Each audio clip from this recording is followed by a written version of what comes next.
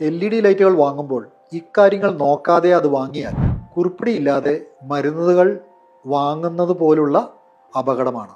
നിങ്ങൾ പലരും LED ലൈറ്റുകൾ വാങ്ങുമ്പോൾ അതിൻ്റെ വാട്ടേജ് മാത്രം നോക്കിയാവും LED ലൈറ്റുകൾ വാങ്ങുക.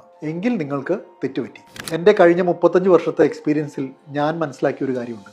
പലരും വാട്ടേജ് മാത്രം നോക്കി ബൾബ് വാങ്ങിയാൽ മതിയെന്ന് വിശ്വസിക്കുന്നു.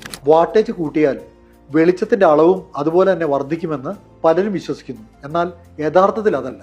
അങ്ങനെ വാങ്ങിയ പല LED ലൈറ്റുകളും വീട്ടിലെത്തുമ്പോൾ നിങ്ങൾ പ്രതീക്ഷിച്ചത്ര വെളിച്ചം ഉണ്ടായില്ല എന്ന് കാണുവാൻ സാധിക്കും. ഈ പ്രശ്നങ്ങൾ പരിഹരിക്കാൻ നിങ്ങളൊരു സ്മാർട്ട് കസ്റ്റമർ ആയാൽ മാത്രം മതി. വാട്ടേജ് മാത്രമല്ല, അതിൻ്റെ കൂടെ എഴുതിയിരിക്കുന്ന ചില കാര്യങ്ങളൂടെ നിങ്ങൾ മനസ്സിലാക്കാൻ പഠിച്ചിരുന്നാൽ മാത്രം മതി. ഒരു ലൈറ്റ് നിങ്ങൾ വാങ്ങുമ്പോൾ പ്രധാനമായും നിങ്ങൾ ശ്രദ്ധിക്കേണ്ട 4 കാര്യങ്ങളുണ്ട്. ഇതിൽ ആദ്യത്തേതാണ് ലൂമൻസ്. ലൂമൻസ് ആണ് വെളിച്ചത്തിൻ്റെ യഥാർത്ഥ അളവ്. വാട്ടേജ് എന്നുള്ളത് അതിൻ്റെ വൈദ്യുതി ചെലവ് മാത്രമാണ്. രണ്ടാമത്തേത് കളർ ടെമ്പറേച്ചർ, CCT എന്ന് പറയും. ഇതിൽ കെൽവിൻ 6000 എന്നുള്ളത് നല്ല വെള്ള വെളിച്ചവും അതിൽ താഴെയുള്ളത് ഏതാണ്ട് ഒരു 3000 എന്നുള്ളത് തീർത്തും ഉള്ള ഒരു മഞ്ഞ വെളിച്ചത്തോട് യോജിച്ചതായിരിക്കും. മൂന്നാമത്തത് CRI, കളർ റെൻഡറിങ് ഇൻഡെക്സ്.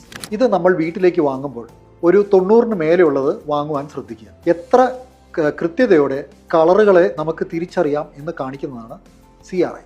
നാലാമത്തത് ബീം ആംഗിൾ. ബീം ആംഗിൾ ചെറുതാവുമ്പോൾ തോറും അത് എത്രത്തോളം ഷാർപ്പായിട്ട്, പ്രത്യേകിച്ചും ഒരു ഫോക്കസ് ലൈറ്റൊക്കെ ആണെങ്കിൽ ഒരു 24 ഡിഗ്രി ആയിരിക്കും. എന്നാൽ ഒരു 180 ആകുമ്പോൾ അതിങ്ങനെ പരന്ന് പോകുന്ന ലൈറ്റ് ആയിരിക്കും. അടുത്ത തവണ നിങ്ങൾ LED ലൈറ്റുകൾ വാങ്ങുമ്പോൾ സെയിൽസ്മാൻ പറയുന്നത് മാത്രം കേൾക്കാതെ നിങ്ങൾ ഈ പറയുന്ന 4 കാര്യങ്ങളും അതിനകത്ത് ശ്രദ്ധിച്ച് വായിച്ചതിന് ശേഷം നിങ്ങൾ LED ലൈറ്റുകൾ വാങ്ങും. നിങ്ങൾ വാങ്ങുന്ന ലൈറ്റിൻ്റെ പാക്കറ്റിൽ എഴുതിയിരിക്കുന്ന ആ ചെറിയ അക്ഷരങ്ങളിലുള്ള കാര്യങ്ങളാണ് നിങ്ങളുടെ വീട്ടിലുള്ള ആംബിയൻസും അതുപോലെ തന്നെ വൈദ്യുതി ബില്ലും നിശ്ചയിക്കും. നല്ല വെളിച്ചം നിങ്ങളുടെ വീട്ടിലും നിങ്ങളുടെ ജീവിതത്തിലും ഉണ്ടാകട്ടെ.